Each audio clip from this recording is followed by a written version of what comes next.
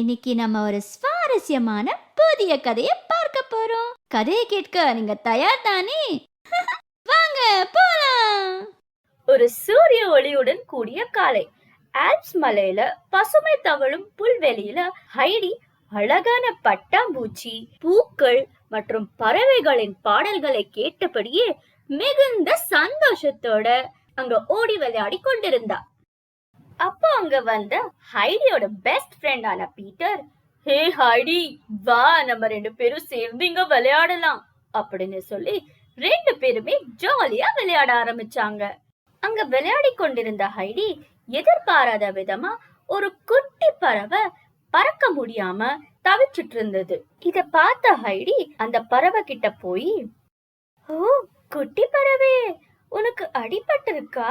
உன்னால பறக்க முடியலையே, ஓ பாவம் அப்படின்னு சொல்லி பீட்டரை கூப்பிட்டா.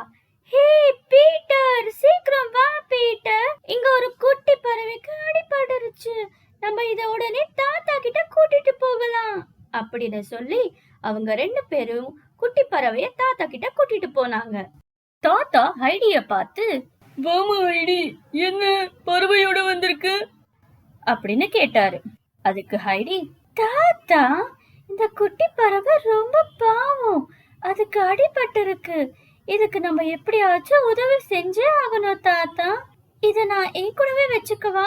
இங்க போருமா ஹைடி, பறவைகளும் சுதந்திரமா வாழணும், அதனால நீ இந்த பறவையெல்லாம் வச்சுக்க முடியாதுமா, அது சுதந்திரமா பறக்கட்டும், இப்ப வேணும்னா இதுக்கு நம்ம உதவி பண்ணலாமா? அப்போ பீட்டர், ஆமா ஹைடி, தாத்தா சொல்றது உண்மைதான், இதுக்கு உடம்பு சரியானதுடனே நம்ம இத பறக்க விட்டுடலாம், அது சந்தோஷமா இருந்துட்டு போட்டோம். இத கேட்டதும் ஹைடி ரொம்ப சோகத்துல இருந்தா. அதுக்கப்புறம் தாத்தா அதுக்கான ஒரு அழகான சின்ன வீட உருவாக்கி கொடுத்து அதோட காயத்துக்கு மருந்து போட்டு விட்டாரு. இந்த பறவைய தான் கூடவே வச்சுக்கிறேன்னு ஹைடி தாத்தா கிட்ட இப்படி கேட்டா. ஆனா தாத்தா, இது எனக்கு ரொம்ப பிடிச்சிருக்கு தாத்தா, நான் கூடயே வச்சுக்கிறேன் தாத்தா, நான் இத நல்லா பார்த்துப்பேன் தாத்தா அப்படின்னு சொன்னான்.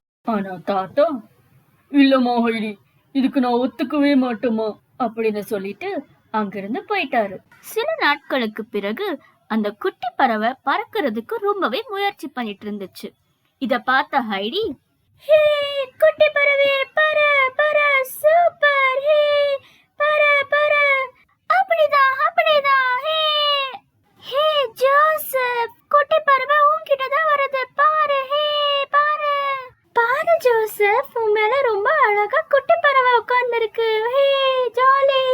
தாத்தா இங்க பாருங்க, குட்டி பறவை பறக்குது, நான் பார்த்தேன் ஜோசப், நீயும் சொல்லு ஜோசப். இங்க போருமா ஹைடி, இந்த பறவைக்கு இன்னும் காயம் சரியாகலமா, இத கொஞ்ச நாள் அப்படியே விட்டுரு, அது பறக்கிற நேரத்துல சரியா பறக்கட்டும், அத தொந்தரவு பண்ணாதமா.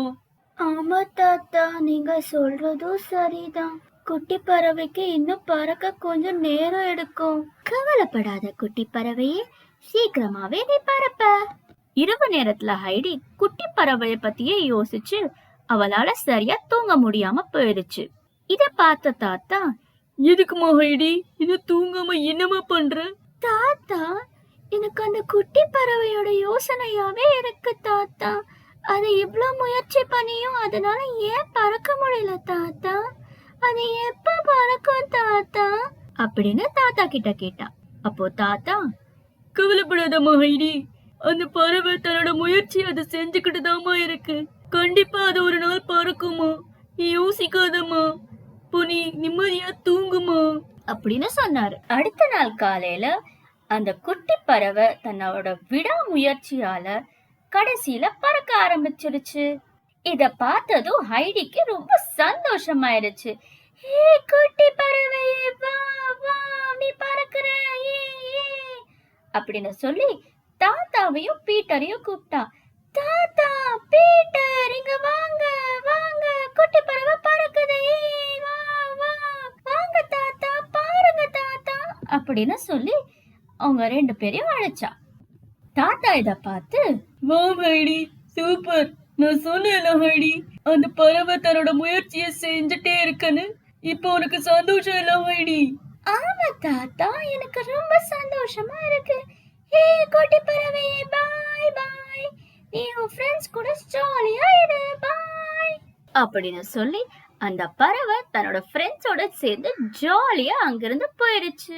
ஹைடி, தாத்தா அப்புறம் பீட்டருக்கும் ரொம்ப சந்தோஷமாயிருச்சு. சோ செல்ல குட்டீஸ், இந்த கதையிலிருந்து நம்ம என்ன கத்துக்கலாம் அப்படின்னு சொன்னா, நாம் என்ன வேலை செய்தாலும் வெற்றி நிச்சயமாக வரும்.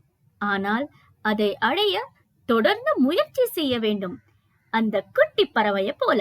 அதுக்கப்புறம் நம்முடைய நண்பர்களுக்கு எப்போதுமே உதவி செய்ய வேண்டும். So hope you understood kids. Thanks for watching the video. மறுபடியும் இன்னொரு புது வீடியோல சந்திக்கலாம். Bye. உங்களுக்கு இந்த வீடியோ பிடிச்சிருக்குன்னா லைக், ஷேர், சப்ஸ்கிரைப்